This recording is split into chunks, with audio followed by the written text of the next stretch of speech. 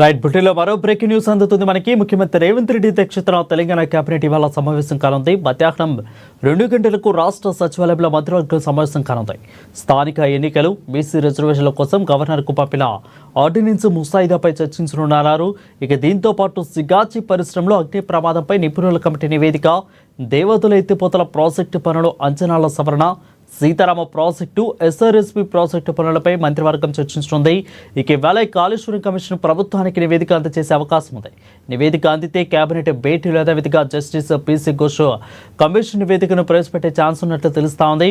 ఇక July 31తో commission పదవి ముగియడంతో ఆలోపే కాళేశ్వరం నివేదిక ఇవ్వాలని కమిషన్ చైర్మన్ ఘోష్ నిర్ణయించారు. దీనిపై మరింత సమాచారం మా సీఎంఓ ప్రతినిధి రమేష్ లైవ్లో సిద్ధపాటుగా ఉన్నారు. రమేష్, చెప్పండి, ఇవాళ కీలక భేటీలు ఏమేమి చర్చించే అవకాశాలు ఎక్కువగా కనిపిస్తా ఉన్నాయి? అందులో ముఖ్యంగా చూసుకున్నట్లయితే కాళేశ్వరం కమిషన్ కూడా ఇవాళ నివేదిక సమర్పించేందుకు కూడా సిద్ధంగా ఉన్నట్లు తెలుస్తూ ఉంది. సో ఎంతవరకు నుంచి ముందు అసలు దీంట్లో ఏమేమి కీలక అంశాలు చర్చలోకి వచ్చే అవకాశాలు ఉన్నాయి? ఈరోజు మధ్యాహ్నం తెలంగాణ కేబినెట్ సమావేశం సీఎం రేవంత్ రెడ్డి అధ్యక్షతన నిర్వహించనున్నారు. వరుణ్, నిజానికి ఈ సమావేశం 25వ తేదీన నిర్వహించాల్సి ఉన్నప్పటికీ సీఎంతో పాటు డిప్యూటీ సీఎం, ఇతర మంత్రులు కూడా ఢిల్లీ పర్యటనలో ఉన్న నేపథ్యంలో కేబినెట్ సమావేశాన్ని అయితే ఈ రోజుకు వాయిదా వేయడం జరిగింది. ఈరోజు మధ్యాహ్నం 2 గంటలకు సచివాలయంలో ఈ సమావేశం జరగనుంది. ముఖ్యంగా గిగ్ వర్కర్లకు సంబంధించినటువంటి పాలసీని ఇప్పటికే తెలంగాణ ప్రభుత్వం డిస్కస్ చేయడం జరిగింది. దానికి సంబంధించి గిగ్ వర్కర్ల సంక్షేమ నిధితో పాటు వారికి ఉద్యోగ భద్రతకు సంబంధించినటువంటి అంశాలపై కూడా ఈరోజు ఒక నిర్ణయం తీసుకున్నటువంటి అవకాశం ఉంది. అట్లాగే తెలంగాణ రాష్ట్ర వ్యాప్తంగా కూడా అభివృద్ధి చేయనున్నటువంటి గోశాలలకు సంబంధించి అంశంపై కూడా కేబినెట్లో చర్చించనున్నారు. ఇక ఏదైతే 42% బీసీలకు రిజర్వేషన్లు స్థానిక సంస్థలతో పాటు విద్యా ఉద్యోగ రంగాల్లో కల్పించాలని తెలంగాణ ప్రభుత్వం ఒక నిర్ణయం తీసుకుంది. ముఖ్యంగా తెలంగాణలో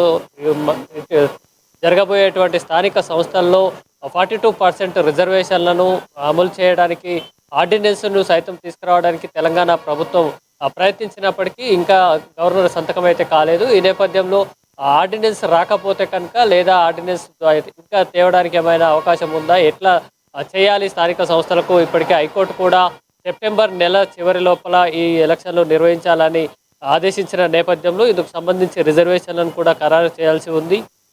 దీనికి సంబంధించి స్థానిక సంస్థలు, అట్లా ఎన్నికలు, వాటికి సంబంధించినటువంటి రిజర్వేషన్ల అంశంపై కూడా చర్చించనున్నారు. అట్లాగే నీటిపారుదల ప్రాజెక్టులకు సంబంధించి దేవాదుల ఎత్తిపోతల ప్రాజెక్టు, అట్లాగే సీతారామ ప్రాజెక్టు, ఇతర ఎస్ఆర్ఎస్పీ ప్రాజెక్టు పనులకు సంబంధించినటువంటి అంశాలపై కూడా చర్చించనున్నారు. అట్లాగే పటాన్ చెరువులో జరిగినటువంటి సిగాచి పరిశ్రమలో, రసాయన పరిశ్రమలో ఘటన జరిగి సుమారు 50 మంది వరకు కూడా చనిపోయారు. దానికి సంబంధించినటువంటి కమిటీని ప్రభుత్వం ఏర్పాటు చేసింది. 3 నిపుణుల కమిటీలతో ఈ కమిటీని ఏర్పాటు చేయడం, అక్కడ జరిగినటువంటి ప్రమాదానికి జరిగిన ఘటనతో పాటు భవిష్యత్తులో కెమికల్ ఫ్యాక్టరీల్లో ఇలాంటి ప్రమాదాలు జరగకుండా, జరిగినప్పుడు ప్రాణ నష్టం, ఆస్తి నష్టం తగ్గించుకునే విధంగా ఎట్లాంటి చర్యలు చేపట్టాలి అనే అంశంపై కూడా 3 నిపుణుల కమిటీ అయితే ప్రభుత్వానికి నివేదిక అందించేది. దీనికి సంబంధించి చర్చించేటువంటి అవకాశం కూడా ఉంది. అట్లాగే Kaleshwaram commission, PC Ghosh commission కూడా ఇచ్చినటువంటి రిపోర్ట్ కూడా నేడు కేబినెట్కు ఆయన సమర్పించేటువంటి అవకాశం ఉంది. ఏదైతే ఇప్పటికే ఇంజనీర్లతో పాటు అప్పుడు ప్రభుత్వంలో పనిచేసినటువంటి పెద్దలు కూడా విచారణలో భాగంగా దర్యాప్తు చేయడం జరిగింది. దానికి సంబంధించి ఎక్కడెక్కడ లోపాలు జరిగాయి, అట్లాగే ప్లాన్ డిజైన్లో చేంజెస్ ఎందుకు వచ్చాయి, ఎవరి ఆదేశాల మేరకు జరిగాయి అనే అంశంపై కూడా పీసీ ఘోష్ సుదీర్ఘంగా విచారించింది ఈ కమిటీ. ఈ కమిషన్ నివేదిక కూడా కేబినెట్కు ఈరోజు అందేటువంటి అవకాశం ఉంది. ఒకవేళ ఈరోజు కేబినెట్ సమావేశానికి ముందే ఆయన కమిషన్ రిపోర్ట్ అందిస్తే కనుక ఈ రిపోర్టుపై కూడా చర్చించేటువంటి అవకాశం ఉంది. వారు right, thank you Ramesh for the clear updates.